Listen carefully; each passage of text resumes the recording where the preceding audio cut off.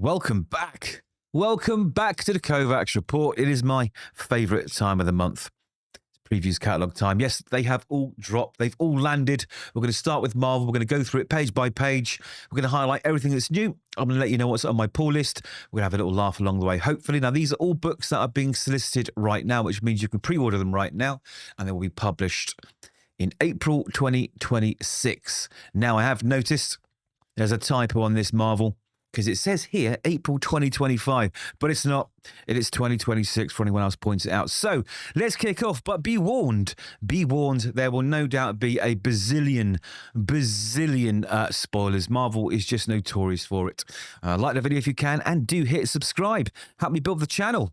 You know, that would be really, really good. So, front cover, Spider-Man, Superman. The anniversary has landed. I think it landed a few weeks ago. We had that nice oversized reprint of the original time these guys met. Very, very nicely produced and quite expensive, really. But anyway, that's not what we're here to talk about. Let's dive in.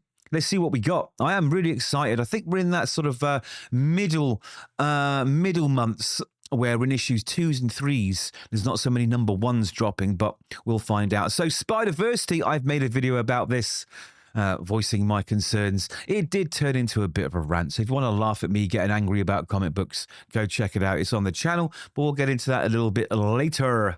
Right, let's have a look. So, as the cover showed, we have the first of these Marvel DC crossovers. DC will do one with Superman, Spider-Man, no doubt. But this one, it's got a big creative team on it, and a lot of these creatives look like they've, I don't know, I've been just pulled out of a hat, really.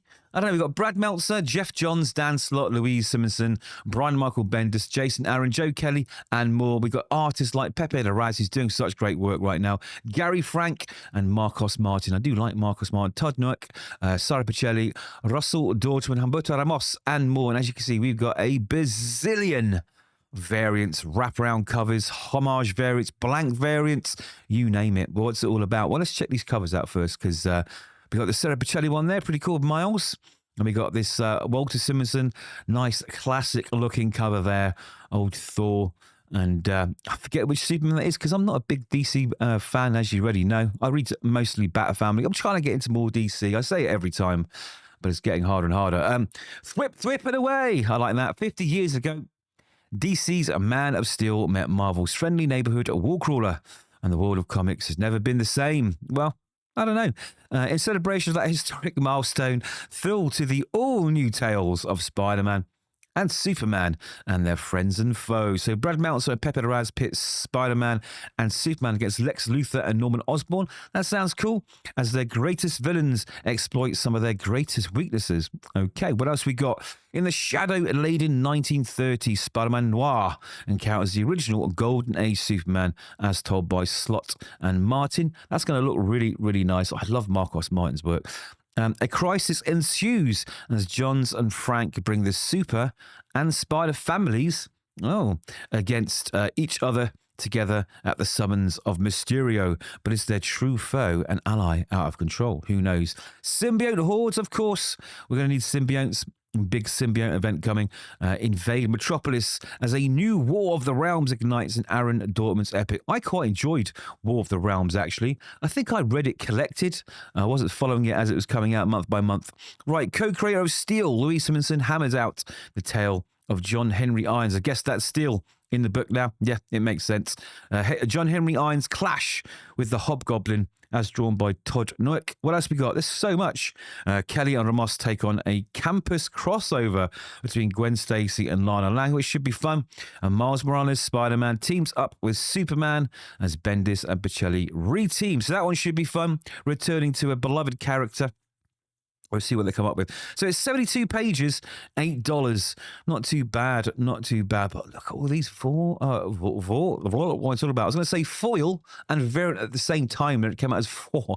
Right, let's take a look at how many variants we got here. We got one regular cover, foil variant cover, and then 1, 2, 3, 4, 5, 6, 7, 8, 9, 10, and 12. Wow, 14 covers at this point in time.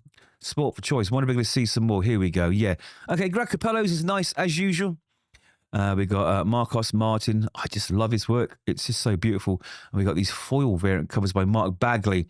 I do like that. And we got these low effort logo mashup covers. I hope they're like foiled or something, make them a bit more interesting than, you know, someone got out the clip art at DC and Marvel's office and just cut some logos up in Illustrator. Moving on, we got more Ryan Stegman. That's quite a nice one. Peach Momoko. That would be a popular one, no doubt. Good old Spider-Gwen and Supergirl there. And what else? Jerome Opener, loving his work over on Punisher at the moment. Eric Larson does his thing. You know what? I'm not a big Eric Larson fan. I know, shock horror. But it looks cool. It looks cool. We got a Russell Dortmund one here. I do like that one. I like that one quite a lot, actually. Not sure which one I would pick up. Now, moving on to the Ultimate Universe. There's good news. And there's good news. The good news is it's finally over. It is finally over. This failed experiment by Marvel is finally. We got the last. Christ, I'm so excited because it means I don't have to review it anymore. We've got the last issue of Ultimate Wolverine, thank God, and the last issue of Dennis Camp's Manifesto, The Ultimates, number 24. Cool cover, I've got to say. Cool covers, but not much substance between the pages. So, year 2 of the Ultimate Universe nears its end in the final issue of Ultimate Wolverine. Chris Condon and Alessandro Cappuccio, who's doing his best with the art, with a terrible story. So what does it say? Wolverine and Phoenix track magic right into the demonic dimension of Limbo for an epic, devastating slowdown. To escape Illyana's realm of dark magic, a final sacrifice must be made. One that will lead directly into Ultimate Endgame number 5. Oh, I wonder what boring story Chris Condon's come up with this one. Who bloody knows? So let's move on. Ultimate Endgame issue 5. Let's not read the solicit. Issue 1 is about to land. Has it landed? It's that bad. It was that bad. I've forgotten it's actually out and I reviewed it.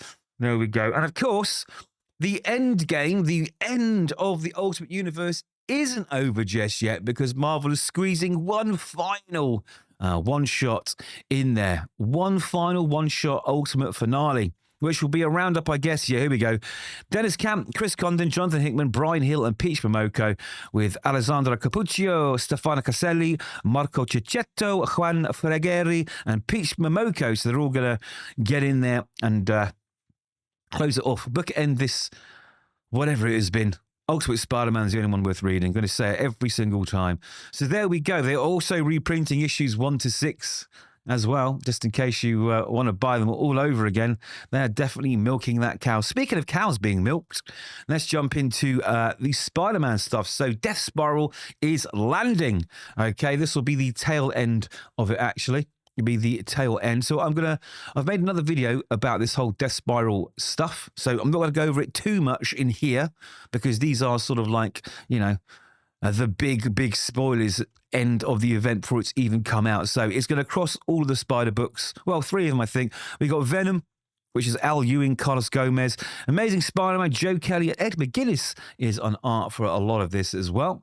And of course, we're getting double issues, and Marvel are going double issue mad this month here. We've got double Venoms, double Spider-Mans. We've got double X-Men. It's just like it's just thumping so many books into you. How the fuck are you supposed to keep up with all this book, especially if on a budget? Because they're doubling 3 or 4 of the books you've got to buy. Honestly, it's milking a cow, and that cow is running out of milk, honestly. So there we go. We've got Venom, Amazing Spider-Man. We got the debut of, spoiler alert, I know I've made a video about it already, Spider Carnage. Yes, Spider Carnage. So I think Pete's going to be like Spider Carnage now. And I've noticed with the Amazing Spider-Man right now, bar Joe Kelly's first run where, you know, Spidey was Spidey, it's all been Spidey but not Spidey. So you've got Spidey in space in a different costume. Now we're coming back to Earth. It's Spidey's here, but now he's Spider Carnage.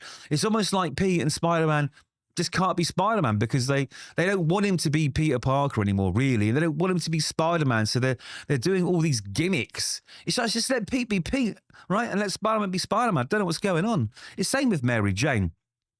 It's like, why can't she just be Mary Jane? Why does she have to be Venom? It makes no sense to me. I'm so disappointed. Anyway, leading on into this next disappointment is the Amazing Spider-Man Spider-Verse #1. Now, if you've already watched my video or read about it on the internet, the premise is simple. At the end of the day, it's Norman Osborn, yes, one of the most notorious villains of the Marvel Universe, one that has caused Peter Parker and the Spiders more pain than you could possibly imagine, is now going to be a mentor for the Spider family. That's right, I'm not making this up. Let's see what it says. Learnings are cruel. Miles Morales, Spider-Gwen, Silk, Arana, Spider-Boy, and Spider-Girl have one thing in common. They aren't ready, apparently. Ready for what? According to former Resolute Spider-Man Norman Osborn, so he and Spider-Woman, of all people, are going to train them to meet the next threat. The only way the Green Goblin knows how, because the next threat might well be the Green Goblin. Oh, I wonder what they're sowing here. Like I said, it's ChatGTP stories at the moment, and this is gonna honestly is gonna be disappointing. But I'm gonna give it a go. Jordan Morris and Joe Kelly with art by Perry Perez. I would love to be absolutely, completely wrong about it. It'd be amazing, but the premise just doesn't make sense to me. Norman Osborn, of all people, teaching the spiders, no thank you. What threat? What threat? I mean, they've had every threat you could possibly imagine.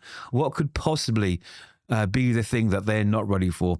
I don't know. Now, moving on. Captain Marvel's getting a new series, Dark Past. 5 issues, of course, because Marvel never commits to many more than that. Paul Jenkins, so good writer. Lucas Wernick on the art. So what it's all about, the legacy of Miss Marvel. Okay, here we go. As a cosmic level being, Captain Marvel has saved universes, thwarted alien invasions, and even defeated a god or two. But when an attack on New York, bolstered by a mysterious group called DNVR, exposes a dark part of Carol's family history, she's forced to question everything she thought she knew about the Danvers name. Ooh, that's scary, isn't it? DNVR is also kind of the letters in Danvers as well when they, abbreviate. I wonder what it is. Carol suspects that answers lie in an investigation she was forced to drop when she was a journalist. And as lost memories from her past as Miss Marvel resurface, she's faced with the toughest battle yet. Okay, we'll give it a go. We will give it a go. I mean, $5. And, some of these books, $5. Take a chance on this. Art looks pretty enough, I guess. So, yeah, Wonder Man starting in February. Jerry Duggan and Mark Buckingham, Stefano Raffaele. So we're picking that up. We're definitely going to pick that up and review it. I hope it's good. I mean, look at this cover here. It just looks so damn cool. Sort of evokes that sort of pulpy feel. I'm hoping it's going to be good. I like it when they take characters who don't get a sort of lot of screen time, let's call it, or page time, and they do something cool with it. I mean, there's a Michael Allred variant cover there as well. I love Michael Allred. Madman. His Ecstatics run was just amazing. So the Century also will be kicking off in February, and we'll be getting the second issue. I'm looking forward to that. One of the books I'm looking forward to the most from Marvel, actually, in February is The Century. So Paul Jenkins, I've got my fingers crossed for you, man. Christian Rosado on the art. Now, again, we're not going to read the solicit because you don't want to spoil it. So Eternals, 50th anniversary, issue #1. And I guess it's a one-shot. Yeah, it's a one-shot. So 40 pages, $5. Ralph Macchio, okay. Ethan S. Park, Griffin Sheridan, and Patrick Stump, with art by Phil Noto, Dave Eaglesham, and Michael Cho.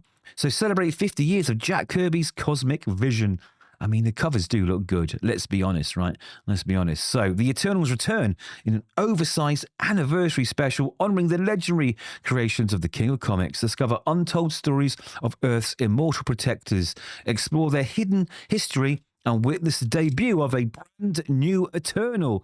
Not exciting at all, really, is it? Is it another Eternal? Is anyone excited? Let me know in the comments. One whose secret could shake the foundations, of course, of the Marvel Universe, featuring Captain America, Icarus, the Reject, and introducing the Lost Eternal. This milestone issue is a must-have for Kirby fans and Marvel collectors alike. Well, I wouldn't say a must for Kirby fans, you know what I mean? I'd say that, if you like Eternals, possibly. So, Web of Venom. Yes, we've got another new #1 here. Jordan Morris, who's also writing Spider-Verse with Raman Rosanes and Luke Ross. Web of Venom. Oh dear, oh dear, oh dear. I'm guessing Mary Jane is no longer Venom at the end of this a big spider event that we've just looked at. I'm gonna guess. I mean, it blows my mind that she was anyway. So the even Aller new Venom. Wow. There is an even newer symbiote-wearing hero on the scene, sporting the red and blue Spidey-inspired look on the streets of Earth 616. Yeah, he looks cool and all that. But like Venom has just been so watered down now. It doesn't really feel like a threat. Do you know what I mean? He was so badass back in the olden days. You know, it was something to fear in the Spider universe. Now he just feels like a plushie to me. You know what I mean? It's like, oh, cute, I have a Venom plushie. I just look at it and go, oh, great, it's Venom. So what? Everyone's got a symbiote nowadays, right? Oh my God. But anyway, it could be good. Like I say, I'm not bringing the doom and gloom. I'm just bringing the honesty here. So let's see what we got. It says, but it's not Mary Jane Watson. There we go. And it's not Eddie Parker. But it is someone who Peter Parker knows well. Someone both he and Spider-Man have had many encounters with. Someone looking to use this new web-slinging identity to make their much-deserved comeback. So who's making a comeback? The saga of the new fan-favourite red and blue alien costume takes a whole new turn, kicking a classic Spider character into a whole new direction they have no intention of giving up. Is this Ben Reilly, maybe? I don't know. I mean, at this point, I wouldn't put past Marvel. But you know, again, this is going to be one of those books where as soon as you find out who's in the suit, you're not going to care about it. And it's going to last, what, 5 issues?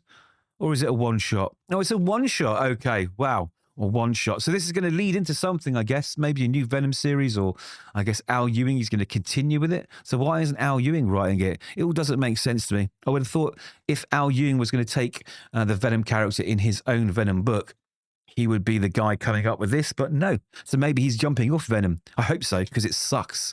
It sucks balls. It's so bad. Doom 2099, Rage of Doom. Frank Thierry, so that does fill me with confidence.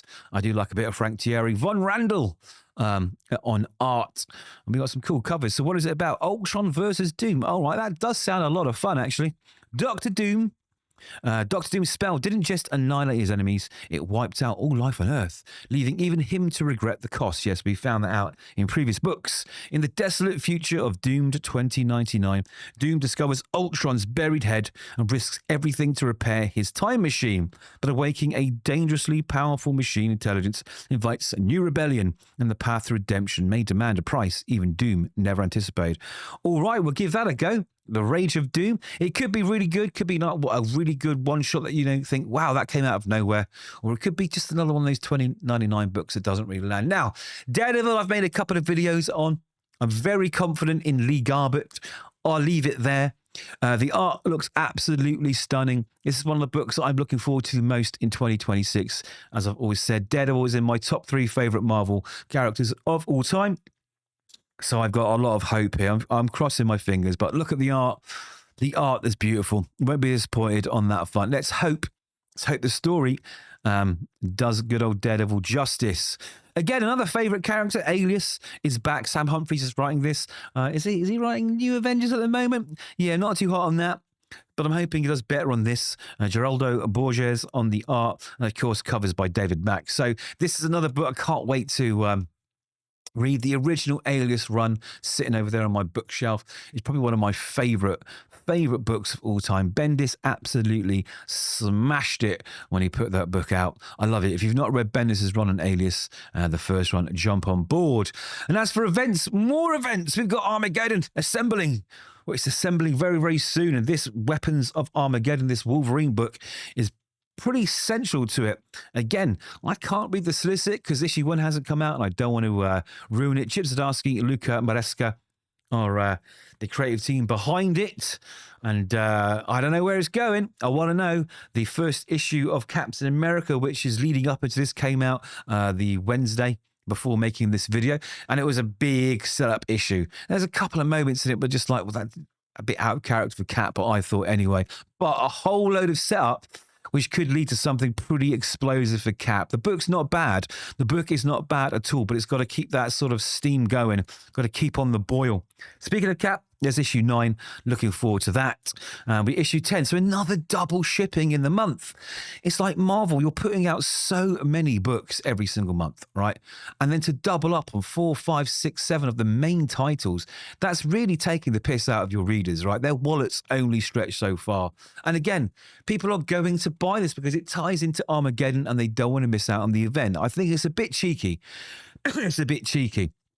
But either way, we've got 2 more issues of Cap, which is definitely on my my pull list. And we got a new Jubilee, Deadly Reunion, Jean Luen Yang and Michael Yig, I think it is. I'm never good at pronouncing names. You know this, you follow the channel. What have we got here?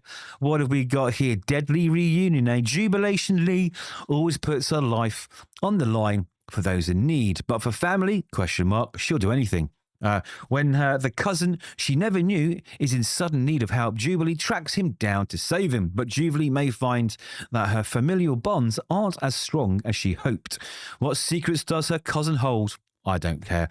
And the dangerous mutant power does he wield? Join the phenomenal Jean Luen Yang and Michael Yig as they embark on a bombastic and life-altering journey of family, heart, and heartbreak. We'll give the first issue a go. Well, it's only a one-shot, so you might as well do it.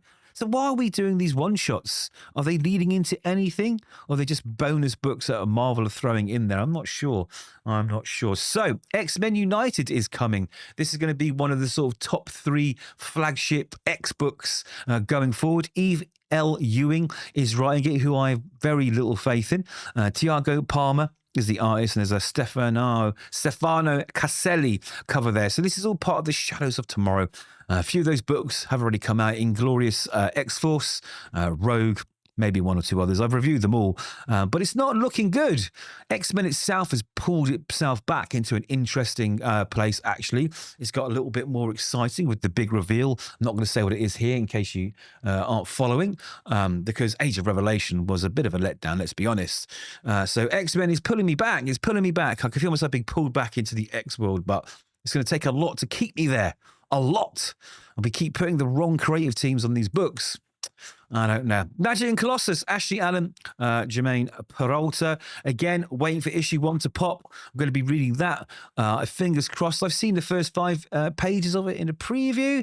Not much to go on, but I got an idea where it's going. Magic and Colossus. I mean, that's cool putting those 2 together for a little mini-series. But does it lead into anything? Are these just books they're throwing out to cash in? I mean, does any of this sort of like mean anything? Do you know what I mean? Does it tie into a bigger, evolving story arc that's going on? That would be cool. Rogue. So Rogue dropped, and Erica Schultz destroying another character, basically. I mean, let's be honest. Let's be honest. We're not going to mince words, I said, anymore. She's systematically going through my favourite characters and ruining them. And Rogue was one of the worst out of the Shadows of Tomorrow's by far. Gambit is an absolute shadow of what he should be too. And it's just teen rom-com shite. It's terrible, guys. But I'm looking forward to Cyclops, Alex Pacladel, Roger Antonio. Hopefully this is going to be good. I think this is out really, really soon, actually. I would imagine this is April, right? So February, so January. So yeah, I think this is out next week or the week after. Very, very, very soon. Fingers crossed. Fingers crossed. The Reavers are on a rampage. Oh, the Reavers are back. Nice. Okay, what else we got? We got Inglorious X-Force, Tim Seeley, Philip Tan. Again, I'm really sorry. I'm not being negative. I'm just being truthful. Another huge failure. This whole book is a vehicle for none other than Kamala Khan, because Marvel want to replace every other flagship character with Kamala Khan. They've done Cable dirty in this. They gave you a little bit of a really interesting story at the beginning, you know? Cable's in the future. He's got blasted through time trying to save someone, okay, and he's failed. And he ends up in the past, you know, without the best equipment. He can't time slide, he can't travel. He's got to assemble a team to sort of get ready and take on this threat and save the future, as he normally does, all right? And it just turns into shit. So the interesting part of the book, right, it's done in 2 or 3 pages, and then you're into this forced love for Kamala Khan. It's a massive, massive ball drop. Massive ball drop. I don't get it. And things for Tim Seeley, this is a big book, right? I mean, he's done pretty well with his hack slash stuff. He's done some stuff I guess, for DC. Did he Nightwing a while back? So I think this is his first big book, right? For Marvel, really, in my opinion. But no, a mess. Moonstar, we'll be reviewing that. Not out yet. Fingers crossed it's good.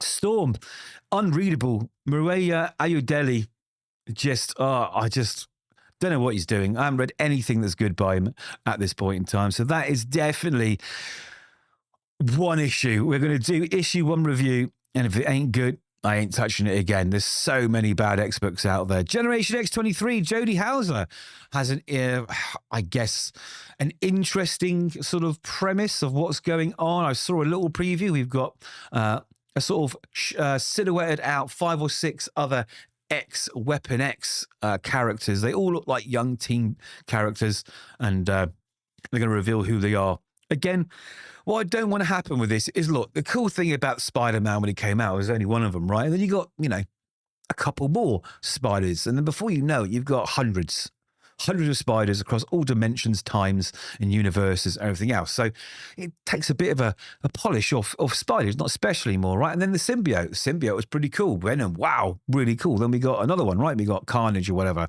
Then we got another one. It's still pretty cool, but hold on. It's not. And suddenly every fucker's got a symbiote. So they're not special anymore. Mary Jane becomes, a symbiote. Becomes Venom of all characters. It's not special anymore. And the thing is with the X people, right, is that the fewer of them that you have, there's more special the stories are. But then we start throwing in another X character, another Weapon X character, another Weapon X character. Everyone's a Weapon X character. It takes away the importance. It takes away the excitement. So I'm hoping whatever Jody Hauser does with Generation X23, because I absolutely love X23. I love Laura Kinney. That was another character Erica Schultz just destroyed in that run she did recently. So I'm hoping this is going to be fun. I'm hoping that it's going to add to this whole Weapon X, X23 sort of legacy. I don't want it to turn into another teen book, you know what I mean? Another written for the TikTok generation. It's got to be good. So Wade Wilson, Deadpool, Benjamin Percy, Jeff Shaw, very much looking forward to this. Again, first issue is not out yet, but when it does, I'll be reviewing it. Very, very excited. Very, very excited for that. I mean, that cover looks cool as hell as well, right? Yes. So X-Men continues. Jet McKay. So the last issue was pretty cool. It was a lot of reveals. Again, I don't want to spoil it. Watch the video after you've read the book. I reviewed it. But it's getting interesting again. Right? Getting very, very interesting again. So that's back on the list of reviews. Wolverine, like I say, another double shipping book. Another double shipping book. Saladin Ahmed is not just giving us one disappointing Wolverine comic this month. We're going to get 2. Yes, the new Morlocks Under Siege. A new storyline has just started. And I guess this is going to finish it off. But there we go. Is that Hercules? Okay, he's fighting Hercules now as well. Okay. Again, I'm going to review it. I love the Panacean covers, though. They look rad. Uncanny X-Men, like I said, look at this. 2 issues. 2 issues. Get your wallets ready, boys and girls. So Gail Simone continues with the Outliers, this new teen group of X-Men, which are kind of being thrust across the Marvel Universe now. They're sort of finding their way in different books. They're cool. They're all right. I completely lost interest in the Uncanny X-Men as well. It turned into a bit of a rom-com book. Every time I do these previews videos, I liken it to Runaways because it is Runaways. And if Gail Simone was given her sort of X-Runaways, this would be perfect. But as the mainline X book, right? You don't want these new teen characters that really no one cares about, to be honest, really, right? And if you pick up Uncanny X-Men, you want Uncanny X-Men. You want classic characters. So take these dudes, give them their own book, and it will thrive. But the Uncanny X-Men book is supposed to be the flagship X book. And we're getting these stories. Wolverine, Gambit, and Rogue are teaching them the ropes. The same old trope we get in every fucking other X book. There's some kind of school or educational facility. And one of these, old and worn X-Men's trying to teach them ways. It doesn't quite work out or whatever. It's just getting boring now. It's the same story across all X books. Even X-Men United, whatever it's called, is the same damn thing. Okay, so we get an Uncanny X-Men annual tour. Gail Simone, Mickey Kendall, with art by Francesco Mortarino. From the pages of The Dark Artery and Uncanny X-Men, who are the regulators? The turn-of-the-century mutants who once called Haven House their home. And what secret connection do they have to Wolverine's? But of course it's connected to Wolverine, right? I don't know. We'll see. We'll review it, but this is all tied into what Gail Simone introduced, which was a cool idea. This Haven House is placed out in Louisiana, is a guard to the penumbra, which is this sort of limbo for the souls of humans who mistreated family members who happen to be mutants, and it's guarded by this huge dragon and everything else. It's a cool idea. It really is. It's quite dark, and I like it a bit dark. So I guess this is going to maybe lead into that as well. Who knows? Who knows? We will see. So April Fool's Day, I guess. Gail Simone writing Deadpool with C.F. Villa. It's April Fool's Day in the 616. Join Wade Wilson as we celebrate April Fool's Day the way our ancestors did, with tricks, gags, and potentially universe-ending calamity. Wait, what was that last one? The real trick is Wade's being serious when he figures out how deadly the situation is on April the 1st, and no one believes him. But you do, right? Because if not, this could spell the end of the Marvel Universe as you know. So it's going to be a whole sort of silly, fun book. Could be cool. I'm hoping it's a load of fun. I'm not sure how it's going to go, but I'm willing to give it a read. So Planet She-Hulk, I gave it 2 issues. I just couldn't get into it. The first issue was actually pretty good. And then the second issue just went back into that same sort of formula that Stephanie Phillips writes. It's bizarre. I don't know why. Should have given it the book to someone else. Moving on to a really good book, Nova Centurion. Now, Jed MacKay, in my opinion, thrives when he's writing a solo character like Moon Knight, like Nova. And this book's been a whole boatload of fun. It's been fun every single page. It's got some cool twists, lots of good humour, and absolutely loving it. Okay, and we're just about to start a new arc in that, so I don't want to read this in case it ruins it, but I recommend you read the first arc of Nova Centurion by Jed MacKay because it's really, really cool, and Alvaro Lopez doing a great job of the art. So Dan Abnett and Marcelo Ferreira kicking off Imperial Guardians. Now, this is another one of those books which hasn't started. I'm kind of interested to read, actually. So I don't want to spoil it yet again by reading this solicit, but we're going to review it. I mean, but look at that cover. Look at that. It just looks like it's going to be a whole boatload of fun. I want it to be. But I'm not a big fan of sort of cosmic stories. But recently I have been reading a little bit more. So hopefully Imperial Guardians might bring me into the fold a little more. Doctor Strange, Derek Landy gave it 2 issues. It's not Doctor Strange. It is not Doctor Strange book. Just get over yourselves. All you people that are trying to convince yourself that this is a Doctor Strange book, stop. It isn't. It isn't. It absolutely crashed and burned in the second issue. The first issue wasn't that good either. So that's off the pull list. Off the pull list. Now, Wiccan's Witches Road. Again, it's a book not written for me. I read the first issue and it was actually really, really good. If you are the audience this is aimed for, it's really, really good. I haven't read issue 2. I only wanted to read the first issue just to test it out. So there we go. Sorcerer Supreme. So we're going to be in the 5th issue. That must be the end of the first arc. It looks like Dormammu is back. And she sent him packing in the first issue. Again, I didn't love it. Steve Orlando writes Steve Orlando. And if you like Steve Orlando, it's a great book. If you don't, it's better. It's unreadable. But I love Sorcerer Supreme, or rather, I love Wanda. So I'm going to read issue 2 and 3. It's really good. Now, the art is beautiful in the book, like absolutely beautiful. And her costume design is amazing. We've got Agatha Harkness there, was revealed at the end of the first issue. So there's enough there to sort of try out the next 2 or 3 issues maybe before it gets pulled off the pull list.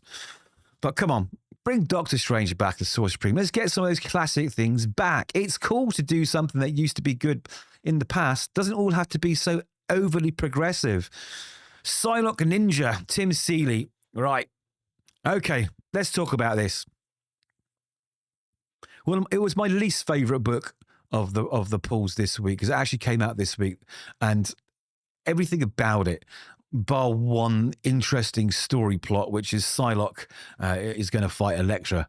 Okay, it's just wrong. The dialogue is so over.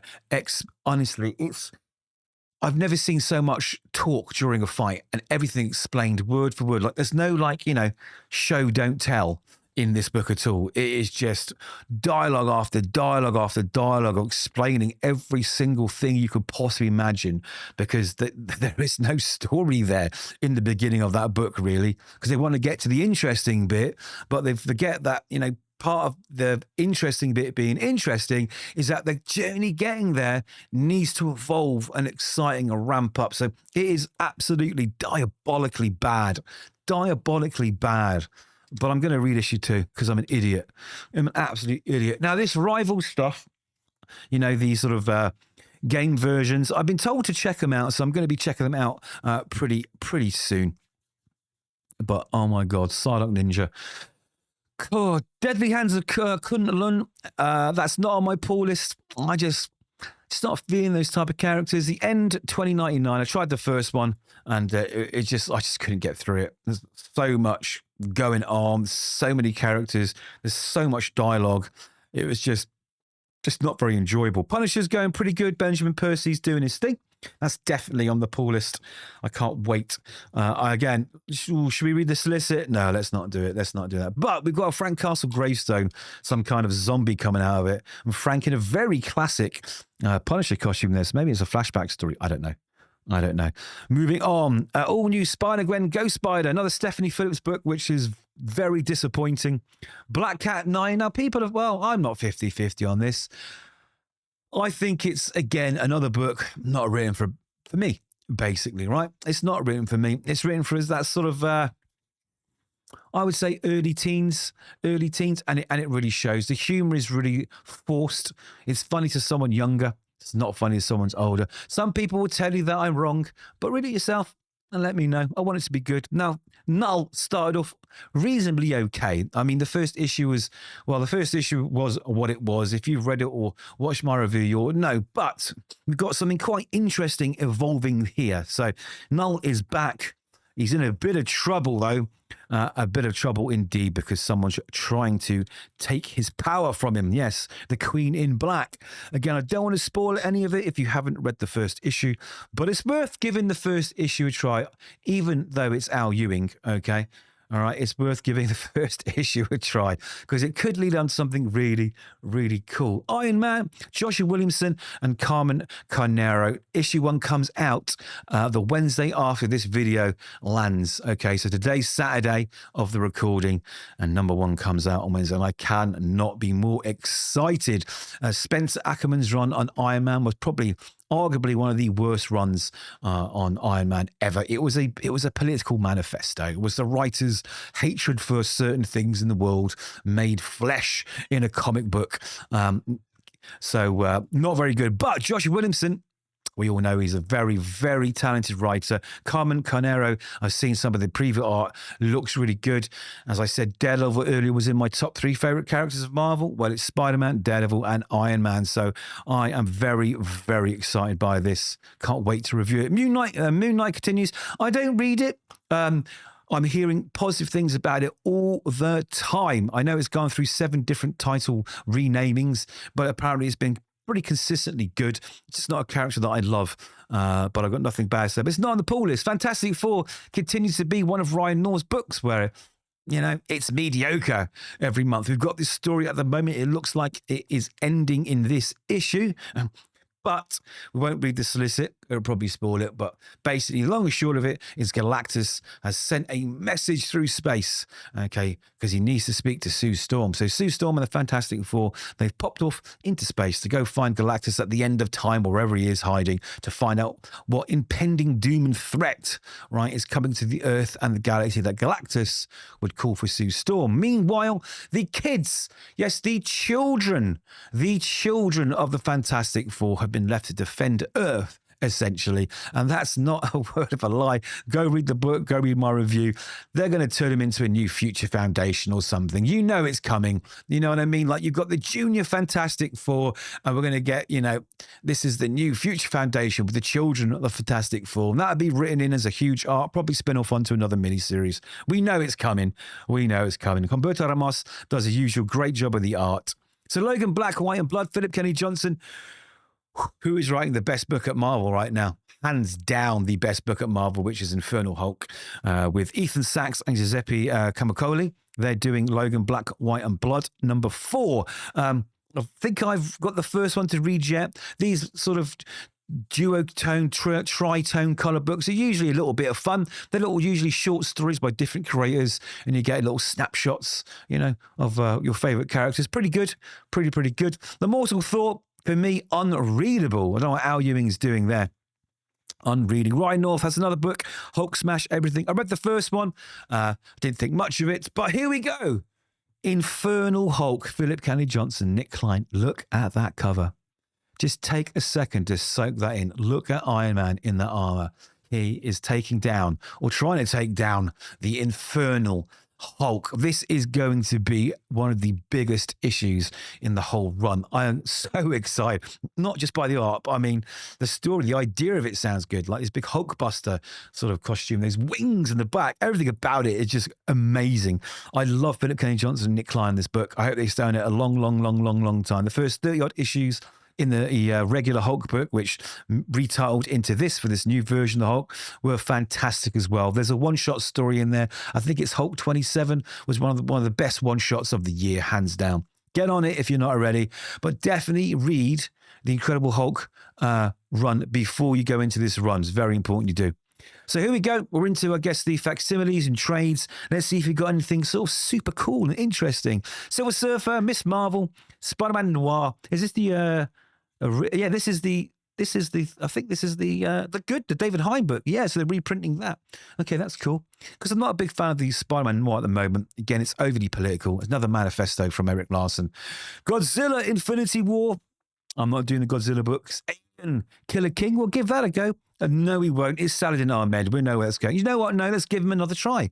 Let's give him another try. Okay, he might write a good alien book. I will give it a go. What does it say? So it's Carlos Nieto is on art.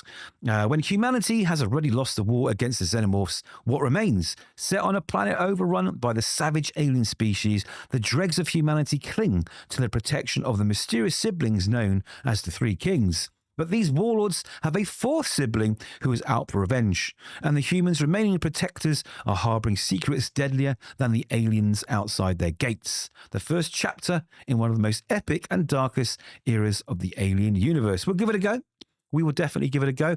Predator Bloodshed. Yes, we'll give that a go. Issue 1's about to come out. Jordan Morris, Ari Coleman, and Roland Boschi are the creative team behind that. We'll give that a go and give it a little review. Planet of the Apes versus Fantastic Four. I changed my mind. I'm going to give the first issue a go. I think actually it's out in the next couple of weeks too. So we'll see. Hopefully it's a bit of fun.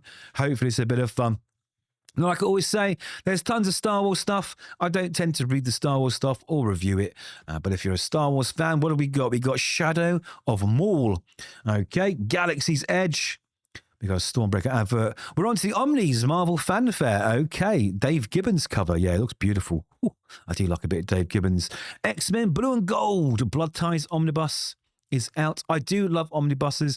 That's kind of how I collect now. My sort of 70, 80 long box collection was sold many years ago for, in my darkest hours, let's just say. So I kind of like to collect in omnibus books now. So we've got an omnibus nobody wants, the second volume of Zeb Wells. Amazing Spider-Man, the X-Men Age of Krakoa, Reign of X Omnibus Vol 1 is now out. I need to reread Krakoa, to be honest. And we've got some Star Wars stuff, Poe Dameron, Dark Droids, lots of multiplayer role-playing game. Marvel is pumping those out at the moment, actually. Let's have a look. Onto the trades. Ultimate Black Panther, Ultimate Spider-Man, Jonathan Hickman, Vol 4. That will complete. All 24 issues are pretty much the only Spider-Man book worth reading in the last 2 years or more. If I'm being honest. Yes, jump on board if you've not read it. I love Jonathan Hickman's Spider-Man. It's amazing. Battle World continues. Marvel Zombies Red Bands collected, as is the first Red Band Punisher by Benjamin Percy and Julius Ota. And like I said earlier, the art is lovely. The art is absolutely lovely. The story's pretty good too, actually. It really, really is. I'm enjoying it. I mean, that Marco Cicchetto cover is worth the price of admission, right? Spider-Man 94, disappointing. Spider-Man and Wolverine. 50-50 on that. Some people love it, some people don't. I'm not a big fan of that sort of scratchy 90s art style, so I found it a bit difficult. Amazing Spider-Man Volume 3, Resolute, another book by Joe Kelly that we don't want. Oh, Brand New Day. Oh boy. Oh boy. Let's see what this says. Written by Zeb Wells, Bob Gale, Mark Guggenheim, Dan Slott, Joe Kelly, and Mark Waid. Penciled by Chris Abacello, Mike McCone, Paolo Siqueira, Barry Kitson, Paolo Rieva, and Marcos Martin. Brand New Day wasn't just a story. The fan favourite Brand New Day era was one of the most creative periods of Spidey's history, and these are the stories that prove it. I don't know what they're doing with this. But what is this? Okay, so Brand New Day wasn't just a story, it was an era spanning almost 3 years and over 100 issues. It was a time when a rotating cast of industry's most talented writers and eyes redefined Spider-Man for the 21st century. The stories they created continue to influence Spider-Man comics of today, as well as television series, video games and films featuring everyone's favourite wallcrawler. The hand-picked stories. Okay, so they're picking hand-picked stories throughout the 3-year run, a run which is contested like every single day as probably one of the worst runs in Spider-Man. The run that really, really ruined Spider-Man. I don't know why they're doing this. Why are they bringing this out again? Is it because the movie's coming and some of it ties into that? It's beyond me. Okay, so speaking of Larson's Spider-Man Noir, there is the trade if you want some overly political stories. Marvel, Black, White and Blood and Guts. I've been meaning to get into this because it looks like a lot of fun, but I haven't had a chance yet. I guess all 4 issues collected there. Star Wars, New Republic, Dr. Aphra, The Undead Iron Fist. Oh, that's finished now. Of course it is. Of course it's finished now. I mean, books only get like 5-10 issues now. Bring on the Bad Guys, for the most part, was actually really, really good. I think the last issue let it down a little bit, but all the issues leading up to it, different creative teams, different villains in the sort of plot with Mephisto and Doom. It was actually really, really good. Just the last issue was a little bit lackluster. So X-Men From the Ashes. That's collecting some of the stories back from 2025, I guess. New Avengers. Oh, these are the modern era epics. Damn good value for money when you think about it, actually. 480 pages, $55. I mean, I guess that's pretty good by today's standards. This one's a little better, $38, 272 pages. Doctor Doom, epic, some classic Stan Lee, Archie Goodwin there, Conway. Micronauts, more Spidey. What else we got? That's all we got on some posters. Okay, I'm reminding you to go on to Ultimate Endgame. So that's it. That is a sort of a mixed month, really. I'm kind of excited by a few books. Not so excited by a few others, but this is our April double dipping from Marvel catalogue. There we go. So those are my thoughts. You know what's on my pull list. Let me know what's on your pull list. Let me know what you think of some of my thoughts. If you think you want to try and change my mind about a book, I'll be more than happy to listen and give it a go. Who knows? I might learn or read something new that I do like. But there we go. Like the video, hit subscribe. That would be fantastic. And hopefully we'll see you in the next one. Ta-ta for now.